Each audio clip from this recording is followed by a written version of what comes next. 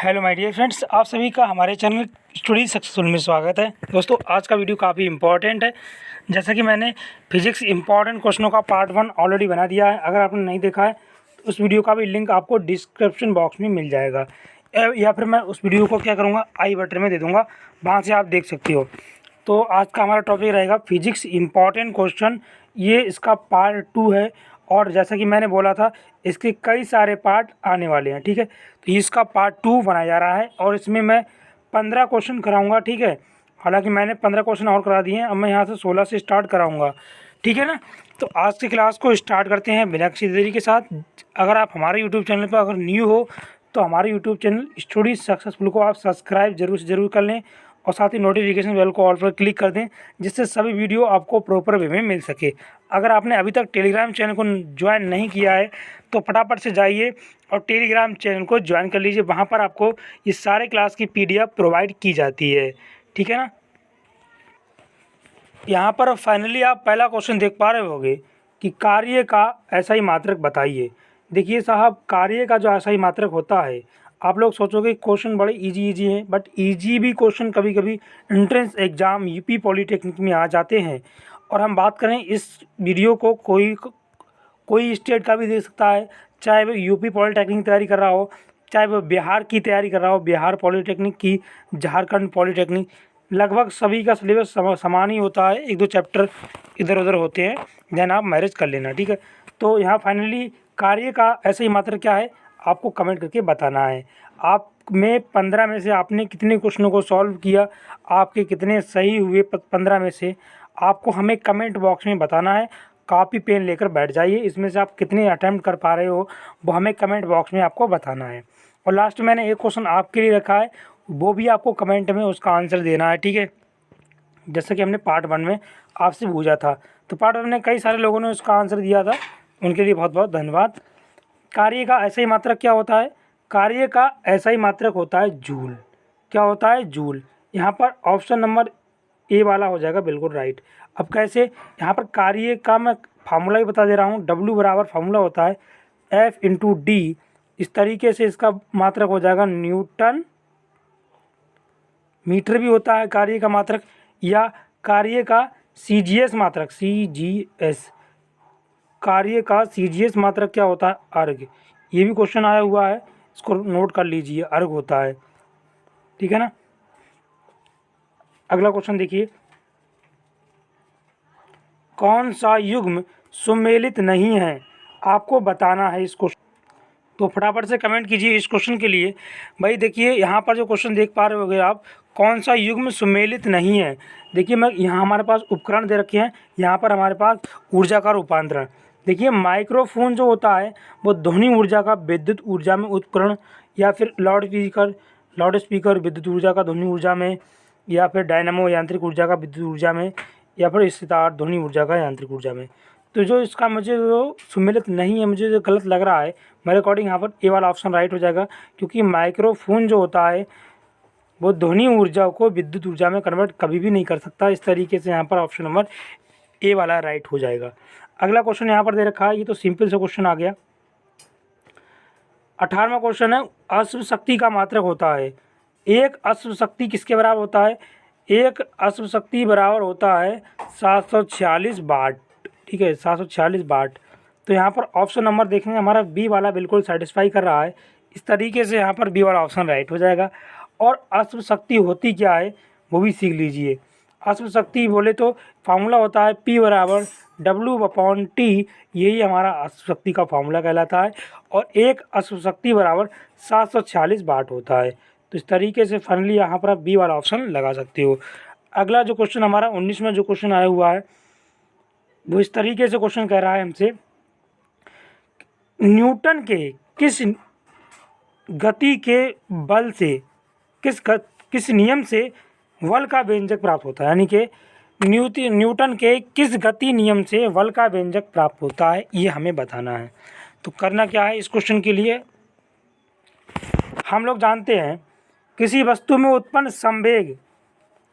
संवेग परिवर्तन की दर बल के बराबर होती है। किसी वस्तु में उत्पन्न संवेग परिवर्तन की दर बराबर होती है किसके? संवेग बोले तो dB/dt dt बल के बराबर होती है। तो भाई संवेग परिवर्तन की दर होती है वो हमारा किसके बराबर होता है, बल के बराबर। या फिर आप ऐसे भी बोल सकते हो इस क्वेश्चन के लिए कि F समानुपाती m होता है, देन उस कंडीशन में F प्रपोजनली F बराबर हो जाएगा m इंटू ए। जहाँ पर ये देख रहे हैं आप लोग, ये ए क्या है, तात्क्षणिक त्वरण है। इस तरीके से हमारा ये जो नियम फाइंड आउट हो रहा है हमारे फ्रेंड्स, ये गति का द्वितीय नियम कहलाता है। तो ऑप्शन नंबर बी यहाँ पर बिल्कुल करेक्ट हो जाएगा, ठीक है ना। अगला जो क्वेश्चन हमारे पास गिवन है, कह रहा है पृथ्वी की सतह से ऊपर जाने पर दाब क्या होता है। प्रेशर P बराबर फार्मूला होता है F/A। और पृथ्वी की सतह से जब भी हम ऊपर जाते हैं देन हमारा प्रेशर क्या हो जाता है, ये हमें बताना है। तो फाइनली इसका जो राइट आंसर होगा वो हो जाएगा ऑप्शन नंबर बी। देखिए जब भी हम पृथ्वी से ऊपर जाएं चाहे पृथ्वी के नीचे जाएं, हमेशा जो उसका प्रेशर होता है वो बढ़ता ही है। तो इस तरीके से यहाँ पर ऑप्शन नंबर बी आप लगा सकते हो। अगला जो क्वेश्चन हमारे पास गिवन है, ये भी बहुत इंपॉर्टेंट क्वेश्चन है, यकीन मानिएगा साहब। प्रेशर कुकर में खाना जल्दी पक जाता है क्यों, इसको एक्सप्लेन कीजिए। हालांकि आपको पता होगा प्रेशर कुकर जो होते हैं हमारे कुकर, उनमें खाना जल्दी बन जाता है क्यों। हालांकि आपको इसमें प्रैक्टिकली यूज़ किया होगा इस क्वेश्चन के लिए, आपने देखा होगा घरों में प्रेशर कुकर होता है, उसमें जल्दी खानी क्यों बन जाता है, ये आपको बताना है मेरे फ्रेंड्स। इस तरीके के क्वेश्चन को देखिए, ये केमिस्ट्री का क्वेश्चन है बट फिजिक्स में आया हुआ है, तो मैं इसको बता रहा हूँ। प्रेशर कुकर के अंदर दाब बढ़ने से पानी का क्वथनांक बढ़ जाता है, बिल्कुल गलत, ऐसा कभी नहीं होता है। प्रेशर कुकर में पानी के अंदर दाब में कमी का क्वथनांक बढ़ जाता है। प्रेशर कुकर में अंदर दाब में कमी से पानी का क्वथनांक बढ़ जाता है, ठीक है। तो ऐसा प्रेशर कुकर का आकार ऐसा होता है जिससे खाना जल्दी बन जाता है।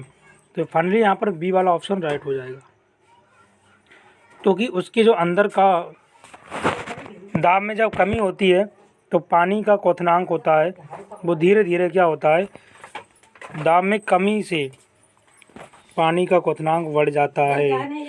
P बराबर फार्मूला हो जाता है, फार्मूला होता है, देखिए प्रेशर का फार्मूला मैं डायरेक्टली बता चुका हूँ, P बराबर F/A। भाई जब पानी का क्वथनांक बढ़ेगा, पानी के दाब में कमी होती है और उसका क्वथनांक बढ़ जाता है, ठीक। इस तरीके से यहाँ पर बी वाला ऑप्शन राइट हो जाएगा। अगला जो क्वेश्चन हमारे पास है, कह रहा है पानी की बूंद गोल होती हैं, किसका कारण बताइए। देखिए पृष्ठ तनाव का आप लोगों ने फार्मूला पढ़ा होगा T, पृष्ठ तनाव T बराबर फार्मूला होता है F/L, ठीक है। T बराबर F/L, जहाँ पर T पृष्ठ तनाव होता है और पृष्ठ तनाव के ही कारण जो बूंदें होती हैं गोल होती हैं या फिर सुई होती है, वो सुई पानी में नहीं डूबती है। इसका यही एक मेन रीज़न है, वो है पृष्ठ तनाव। इस प्रकार से यहाँ पर ऑप्शन नंबर बी हो जाएगा। अगला जो क्वेश्चन है, कह रहा है हमसे एक झूला झूलती हुई किसी लड़की की बगल में कोई दूसरी लड़की आकर बैठ जाए तो उसका आवर्तकाल क्या हो जाएगा, बढ़ेगा, घटेगा, अपरिवर्तित रहेगा। देखिए हमेशा याद रखिए आवर्तकाल का जो फार्मूला होता है T बराबर 2π√L/G। तो यहाँ पर कहीं भी m की बात नहीं की गई है, यानी कि इसमें द्रव्यमान की कहीं बात नहीं की गई है, तो आवर्तकाल द्रव्यमान पर निर्भर नहीं करता है। फाइनली मैं आपको बता दूं, इस तरीके से जो हमारा आवर्तकाल होता है वो द्रव्यमान पर निर्भर नहीं करता है, तो भैया वो अपरिवर्तित रहेगा। आवर्तकाल कैसा रहेगा, अपरिवर्तित रहेगा, उसमें कोई परिवर्तन ही नहीं होगा, जैसा है वैसा ही रहेगा, ठीक है ना। इस तरीके से यहाँ पर ऑप्शन नंबर सी बिल्कुल राइट हो जाएगा। अगला जो क्वेश्चन हमारे पास गिवन है, कह रहा है गर्मियों में लोलक यानी कि पेंडुलम की लंबाई बढ़ जाने से आवर्तकाल क्या हो जाएगा। देखिए आवर्तकाल हमारा जो होता है T बराबर 2π, जैसे कि मैंने बताया √L/G। तो भाई यहाँ पर जो लंबाई होती है आवर्तकाल पर क्या करती है, निर्भर करती है, आवर्तकाल पर निर्भर करती है हमारी लंबाई, किसी भी पेंडुलम की लंबाई हो। तो जब लंबाई बढ़ेगी तो हम बोल सकते हैं कि उसका आवर्तकाल भी फाइनली दोस्तों बढ़ जाएगा। इस प्रकार से ऑप्शन नंबर यहाँ पर ए वाला राइट हो जाएगा। सिंपल क्वेश्चन आपको लेकर आए हैं, बट 100% चांसेस है कि यही क्वेश्चन आपके एंट्रेंस एग्जाम में आएंगे। फिजिक्स की 25 क्वेश्चंस आते हैं, न्यूमेरिकल सेशन भी इसी में कराया जाएगा और इसके 15-16 पार्ट आने वाले हैं। अगला जो क्वेश्चन है हमारे पास कह रहा है ध्वनि तरंग क्या है, बताइएगा ध्वनि तरंग क्या है। अनुदैर्ध्य तरंगे हैं, अनुप्रस्थ तरंगे हैं, या फिर कहें तो विद्युत चुम्बकीय तरंगे हैं, या फिर कोई नहीं। तो इसकी बात मैं बता दूं, ध्वनि तरंगे जो होती हैं एक प्रकार से ध्वनि तरंगे क्या होती हैं, यांत्रिक तरंगे होती हैं। ध्वनि तरंगों को हम यांत्रिक तरंगे के नाम से भी जानते हैं। तो इस तरीके से ध्वनि तरंग, अगर यहाँ पर ऑप्शन होता है यांत्रिक तरंगे, देन हम वहाँ पर यांत्रिक तरंगे लगा सकते थे, लेकिन यहाँ पर बात करें यांत्रिक तरंगे का ऑप्शन ही नहीं दिया है। तो इस तरीके से इसमें हमारा ऑप्शन नंबर डी बिल्कुल सेटिस्फाई कर रहा है। ध्वनि तरंगे क्या है, कोई नहीं, क्योंकि ध्वनि तरंगे तो यांत्रिक तरंगे होती हैं। इस तरीके से यहाँ ऑप्शन नंबर डी बिल्कुल करेक्ट हो जाएगा। अगला जो क्वेश्चन हमारे पास गिवन है, यकीन मानिएगा साहब इस तरीके के क्वेश्चन कंपटीशन एग्जाम के लिए बहुत इंपॉर्टेंट रहते हैं। स्त्रियों की ध्वनि पतली होती है क्यों, इसका बताइए हमें कारण। स्त्रियों की ध्वनि के तारकत्व क्या होता है, तारक सीख लीजिए। ध्वनि का मोटा होना या आवाज़ का मोटा होना तारकत्व कहलाता है। और इस तरीके से यहाँ पर ए वाला ऑप्शन है, स्त्रियों की ध्वनि का तारकत्व अधिक होता है, ये बिल्कुल गलत। ध्वनि की तारकत्व कम होता है, बिल्कुल गलत। ध्वनि की तीव्रता अधिक होती है, बिल्कुल गलत। इस तरीके से हमारा ऑप्शन नंबर डी हो जाएगा। देखिए स्त्रियों की ध्वनि पतली होने का कारण यही होता है कि उनकी जो ध्वनि की तीव्रता होती है स्त्रियों की, वो ध्वनि की तीव्रता हमेशा कम होती है, लेस देन होती है, यानी कि कम होती है। उनकी ध्वनि की तीव्रता क्या होती है, कम होती है। इस तरीके से हमारा यहाँ पर ऑप्शन नंबर डी बिल्कुल सेटिस्फाई कर रहा है, यहाँ पर हो जाएगा ऑप्शन नंबर डी। तो ये क्वेश्चन इंपॉर्टेंट है, इसको लगा के जाइएगा, हालांकि आपको याद हो गया होगा। अब देखिए अगला जो क्वेश्चन हमारे पास है, क्वेश्चन कह रहा है हमसे स्पष्ट प्रतिध्वनि सुनने के लिए श्रोता और परावर्तक के बीच की दूरी कितनी होनी चाहिए, इसको आपको बताना है। भाई देखिए साहब, इसके बीच की दूरी की अगर हम बात करें तो आपको ऑलरेडी पता होगा 25 सेंटीमीटर नहीं 25 मीटर होता है। श्रोता और परावर्तक के जो बीच की दूरी रखी गई है मेरे अकॉर्डिंग यहाँ पर 25 मीटर वाला ऑप्शन बिल्कुल करेक्ट हो रहा है। और आपको ऑलरेडी मालूम ही होगा ये क्वेश्चन, क्योंकि 25 मीटर आपने पढ़ा होगा। लेंस और आँखों के बीच की दूरी भी हमारा 25 मीटर ही सेंटीमीटर होता है, यहाँ पर मीटर है। इस तरीके से यहाँ पर option number my dear friends A वाला बिल्कुल करेक्ट हो जाएगा। यहाँ आप ए वाले को टिक कर सकते हो। ये क्वेश्चन मैंने लास्ट में आप लोगों के लिए रखा है, आपको उसका हमें कमेंट बताना है। और आपने अभी तक कितने क्वेश्चन अटैम्प्ट किए, ये सारे का सब आपको हमें कमेंट बॉक्स में बताना है। आपने इन 15 क्वेश्चन में से कितने क्वेश्चन 15 में से अटैम्प्ट किए, आपके कितने सही हो रहे हैं, वो हमें कमेंट बॉक्स में बताना है। किस विद्युत चुम्बकीय तरंग की भेदन क्षमता सबसे अधिक होती है। भाई बात करें भेदन क्षमता की, तो भेदन क्षमता जो होती है सबसे ज़्यादा अल्फ़ा और बीटा से भी ज़्यादा हमारा गामा का होता है। अल्फ़ा की होती है जो भी होती है, उसके बाद बीटा आता है, उसके बाद गामा। तो अल्फ़ा बीटा से हमेशा जो ज़्यादा उसकी भेदन क्षमता होती है वो गामा की होती है। तो गामा का सिंबल ये होता है, इस तरीके से बनता है गामा। ये हमारा गामा है। इस तरीके से गामा किरणें जो होती हैं उसकी भेदन क्षमता सबसे ज़्यादा होती है, ये गामा का सिंबल होता है। गामा किरणों की जो भेदन क्षमता होती है वो सबसे ज़्यादा होती है, यकीन मानिएगा साहब। ये वाला हमारा ऑप्शन सारे गलत हो जाएंगे, ऑप्शन नंबर सी बिल्कुल करेक्ट हो जाएगा। अगला जो क्वेश्चन है कह रहा है किस पदार्थ की विशिष्ट ऊष्मा यानी कि स्पेसिफिक हीट सबसे अधिक होती है। स्पेसिफिक हीट का जो फार्मूला होता है हमने बताया था आपको, Q बराबर MS डेल्टा T। इस बेस पर न्यूमेरिकल भी आता है और एक फार्मूला होता है Q बराबर M इंटू L, गुप्त ऊष्मा के लिए होता है। एक फार्मूला होता है, कई सारे फार्मूले होते हैं, आप इतने ही याद कर लीजिए, इसी में से न्यूमेरिकल आ जाएगा। विशिष्ट ऊष्मा सबसे ज़्यादा किसकी होती है, विशिष्ट ऊष्मा सबसे ज़्यादा होती है बर्फ़ की। बर्फ़ की विशिष्ट ऊष्मा सबसे ज़्यादा होती है। ऑप्शन नंबर ए वाला यहाँ पर बिल्कुल करेक्ट हो जाएगा। अगला जो क्वेश्चन यहाँ पर लिया गया है ये भी इम्पॉर्टेंट है, ये इजी क्वेश्चन मैंने लिया है। इजी मैंने इसलिए लिया है जिससे आप लोगों की भी तैयारी अच्छी हो जाए, क्योंकि कभी कभी इजी क्वेश्चन भी आ जाते हैं।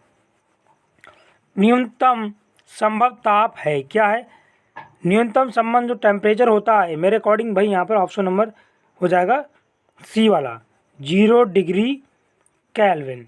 क्या हो जाएगा? 0 डिग्री सेल्सियस। 0 डिग्री सेल्सियस वाला ऑप्शन नंबर सी यहाँ पर बिल्कुल करेक्ट हो रहा है। 0 डिग्री सेल्सियस वाला यहाँ पर ऑप्शन बिल्कुल करेक्ट हो जाएगा। तो इस तरीके से यहाँ पर आप सी वाला ऑप्शन उसको टिक कर सकते हो।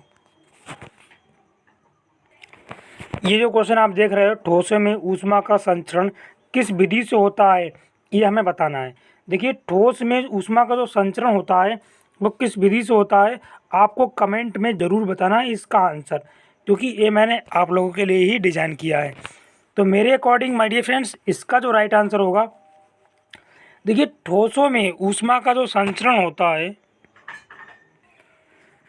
ठोसों में ऊष्मा का संचरण हमेशा याद कर लीजिए चालन में होता है, चालन विधि द्वारा होता है, चालन। तो ठोसों में ऊष्मा का जो संचरण होता है वो होता है चालन के द्वारा। ऑप्शन नंबर सी यहाँ पर बिल्कुल करेक्ट हो जाएगा। और जो हमारा ऊष्मा आती है हमारे पास सूर्य से, वो विकिरण द्वारा आती है, ठीक है। तो इस तरीके से हमारे पास यहाँ पर ऑप्शन नंबर सी बिल्कुल राइट हो जाएगा। ऊष्मा का जो संचरण होता है ठोसों में वो चालन के द्वारा होता है। तो इस तरीके से आप इसका आंसर लगा सकते थे। Thanks for watching. और आपके लिए बता दें, अगर आपने अभी तक भी टेलीग्राम को ज्वाइन नहीं किया तो फटाफट टेलीग्राम चैनल को ज्वाइन कर लीजिए। और आज का वीडियो कैसा लगा कमेंट बॉक्स में ज़रूर बताना है, और अपने सभी दोस्तों के साथ इस वीडियो को शेयर करना है। Thanks for watching. जय हिंद, वंदे मातरम।